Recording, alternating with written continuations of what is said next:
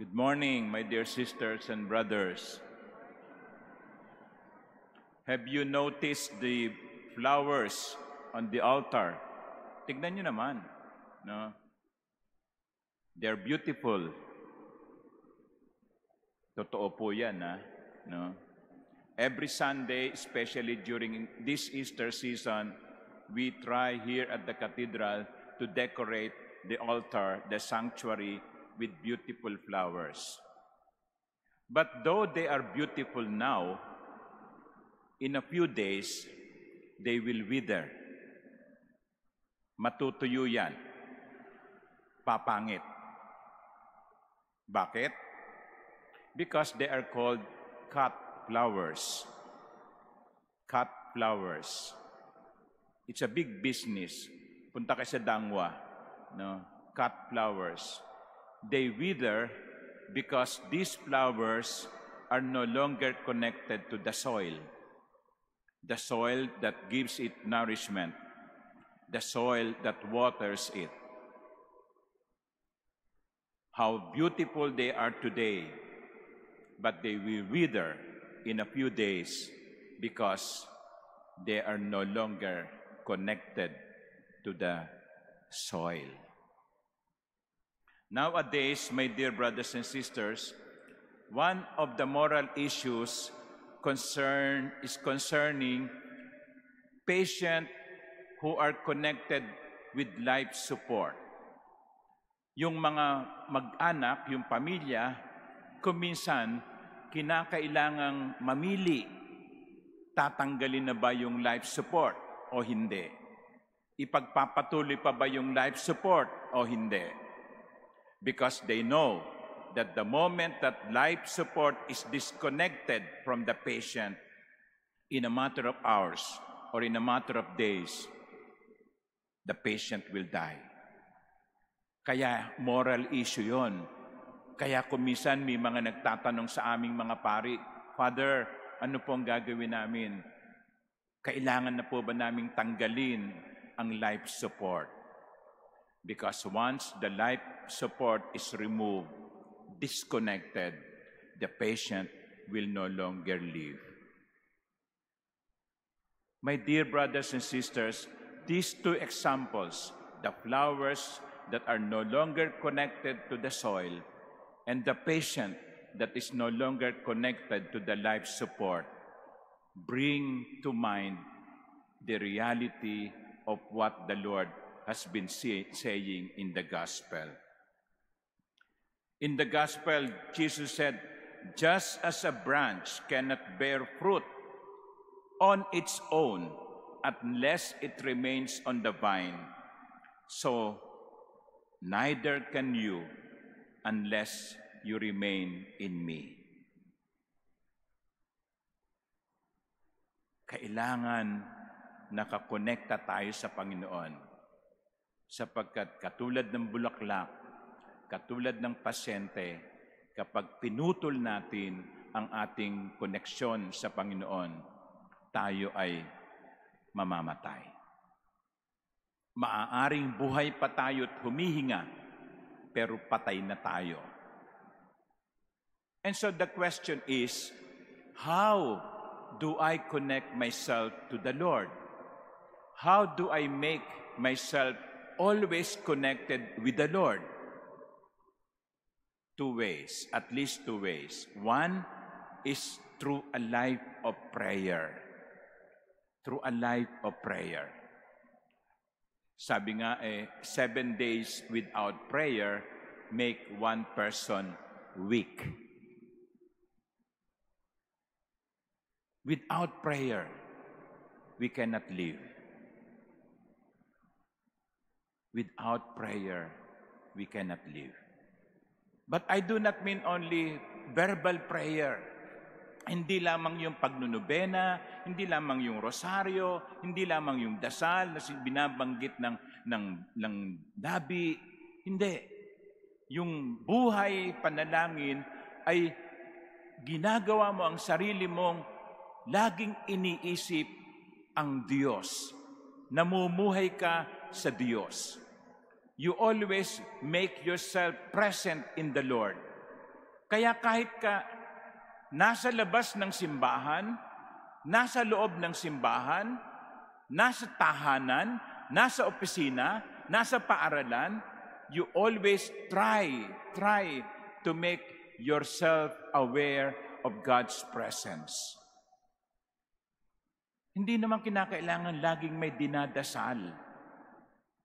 Ang kailangan lamang ay lagi tayong conscious na kapiling ko ang Diyos. Hindi lamang dito sa loob ng simbahan, kundi maging sa labas ng simbahan. Kasi dito sa loob ng simbahan, ang babait natin eh. Tinitignan ko mga mukha ninyo ngayon, ang babait nyo eh, Okay? Pero dapat yung kabaitang yon, dahil nandito tayo sa loob ng simbahan, aware tayo na ang Diyos ay present dito, dapat yung awareness na yon ay nandoon din, dala pa rin natin kahit na tayo ay nag-aabang ng sasakyan, nasa loob ng bus, naglalakad sa daan, gumagawa ng trabaho sa bahay, o ginagampanan ang tungkulin sa paaralan at sa opisina. Making ourselves always conscious of the presence of God. That's one, a life of prayer. The second, how do we connect ourselves with the Lord? By sacramental life. By sacramental life.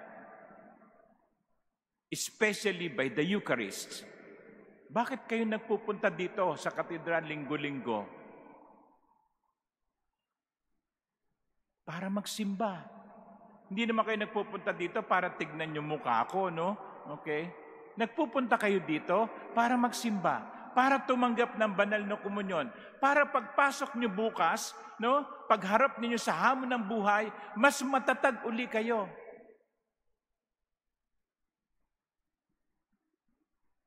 Katulad din yan ng pagkain eh. Bakit kayo kumakain? Yung iba nga sa inyo, hindi lamang 3 beses kung kumain eh. Minsan 5 beses pa eh. May merienda pa in between. At bago matulog, kakain pa. Pagkatapos magtataka kayo, bakit ang taba-taba ko na? Kasi kumakain ka. Nakikita sa katawan mo ang bunga ng iyong pagkain. Ganon din. Bakit tayo nagkukomunyon? Para makita sa buhay natin ang bunga ng ating pagtanggap kay Kristo. Kaya ito, lagi kong paanyaya sa mga sumusunod sa amin online. Oo, nakakapagsimba kayo, pero sana kung kayang magpunta sa simbahan, magpunta sa simbahan. Nang sa ganon, makatanggap kayo ng banal na komunyon. Life of prayer, sacramental life.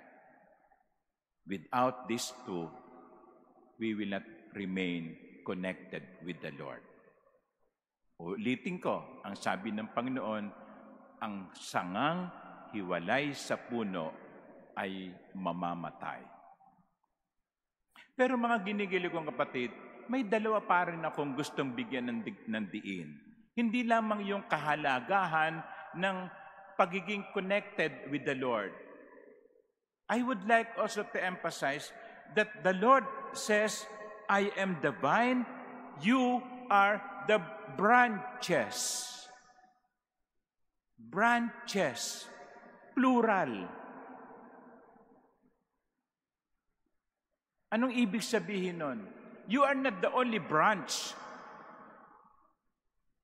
There are branches. I, you, we are the branches. Hindi lamang tayo ang nakakonekta sa Panginoon. May iba pa tayong nakakonekta sa Panginoon. Huwag nating kalimutan yan. Hindi lamang tayo ang anak ng Diyos na dapat kumain. Hindi lamang tayo ang anak ng Diyos na dapat na bigyan ng buhay at nourishment. We are branches. And therefore, my dear brothers and sisters, let us be conscious of that. I am very happy that almost over the pandemic, is gone. During the height of the pandemic, there is physical distancing. Huwag kang tatabi.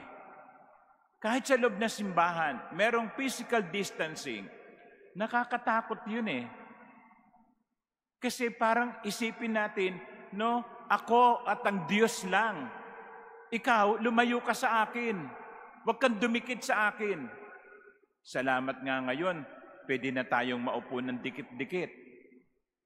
Pero tingnan ninyo, are you always comfortable sitting beside another person? Yung iba nga dyan, ayaw nang may katabi eh. Magdala ka ng sarili mong upuan, no? But we cannot avoid that. The Lord is saying, I am the vine, you are the branches. Learn to live with other branches. Learn to live with other branches. Learn to live with your brothers and sisters. Kaya kung merong isang kasama ka sa opisina na ang hirap pakisamahan mo.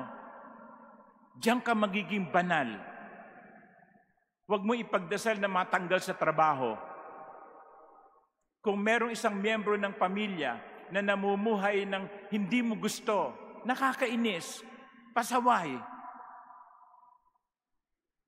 samahan mo. Pilitin mong pakisamahan. Yan ang iyong daan patungo sa kabanalan. We will be happy if everybody within our circle is lovable. But that is not the world.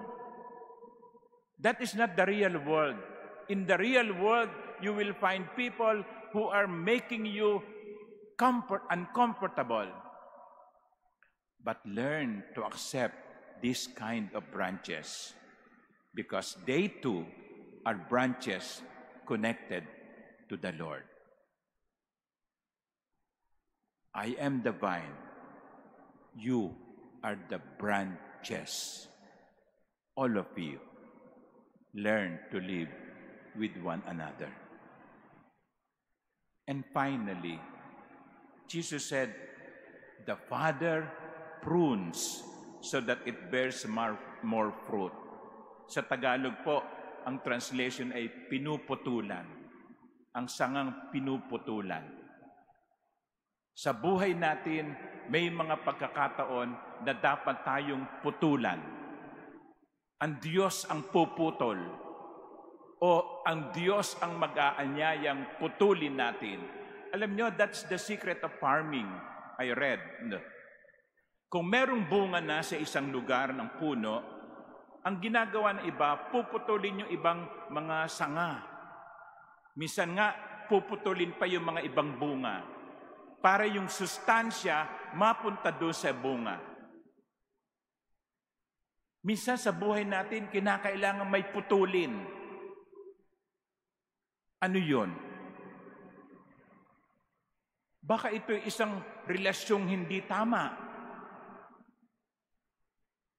Baka ito isang relasyong bawal. Baka ito isang relasyong masama. Huwag niyo sabihin, Father, mahal na mahal ko siya, hindi ko siya maiiwan eh. Oo, pero mali eh. Bawal eh. Sinasabi sa ng Panginoon, putulin mo yan. Hindi ka ihahatid niya sa langit. Hindi ka niyan bibigyan ng mabuti.